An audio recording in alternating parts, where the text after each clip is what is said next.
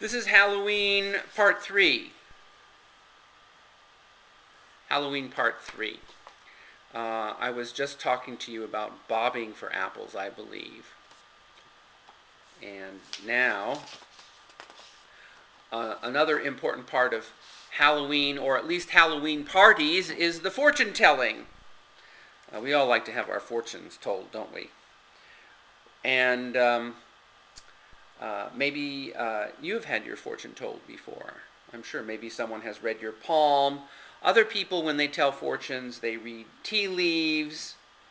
And I'm sure in your culture there are different ways of people reading fortunes. Well, that's become a very popular part of Halloween.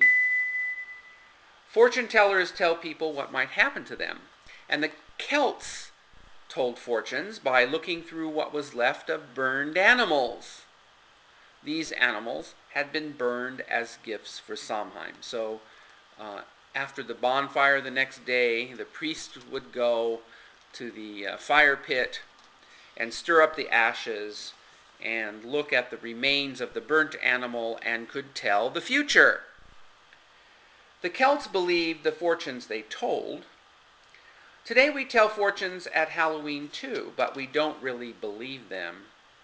I don't know about that. Some people believe them. Supposedly we do it for fun, but still some people take it seriously.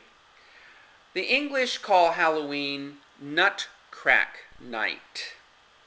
Sweethearts throw nuts into the fire, and sometimes they explode. That means a bad marriage. Sometimes they burn quietly. That means a good marriage. So I guess if you are about to get married, throw a walnut into a fire and see what happens. Then you'll know if you're going to have a good marriage or a bad marriage. And what the Irish do about that is they hide rings in food. And if you find the ring, you're going to get married soon. They'll put a ring in a cake or something like that. And then if you're eating a piece of cake and you bite into that ring, that means you're going to get married. Now, another popular thing on Halloween is the bonfire. And on a Halloween bonfire, the fire crackles, it feels warm, it smells good, people sing songs, they tell ghost stories, it's a happy time. This is especially true in colder places of this country. We don't like to do bonfires in California. We might burn down the hills or burn down houses, so we don't do that here much. But in the Middle West, they love bonfires in the autumn and in the winter time. But bonfires used to be very serious. The Celts burned them for Samhain. Later, people burned bonfires all over Great Britain and Ireland on Halloween. They did this to frighten ghosts and witches away. In Scotland, people burned torches. They ran through the streets. They were trying to frighten the witches. So fire has been very important, although I don't know if witches were really afraid of fire, or ghosts for that matter. I mean, if ghosts are already dead, why would they be afraid of a fire? I don't understand that. And then later the Scots would make a big fire with all the torches after running through the streets. Then a man would dress up like a ghost. He rode up on a horse. The horse pulled a wagon. In the wagon was a make-believe witch. The people screamed. Then they threw the witch in the fire. And while the witch burned, they all danced. Now, people in Wales burned bonfires too. Each person would mark a stone. They threw the stones into the fire.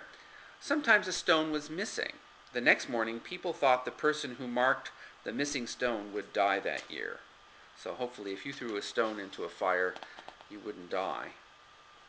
Today, the early reasons for Halloween have disappeared. Few people still believe the dead come back. But we carry on some of the old customs. For example, dressing up.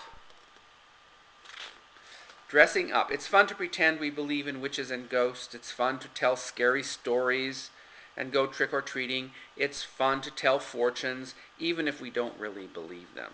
People just do this for fun. So in October, the dry leaves whisper like witches. Our bright jack-o'-lanterns smile at our windows. Today, Halloween is a happy way to say hello to winter. We just do it for fun. It doesn't have any really serious religious reason for most people. Some people don't like the fact that it has all of this scary stuff connected to it. So today some people are calling Halloween Costume Day. I think that's silly. I mean, Halloween has a very long tradition, and it is what it is, and it was what it was. And I think it's fun that we are remembering it in the ways that we are. So I hope you have learned a little bit about Halloween by watching these 3 videos.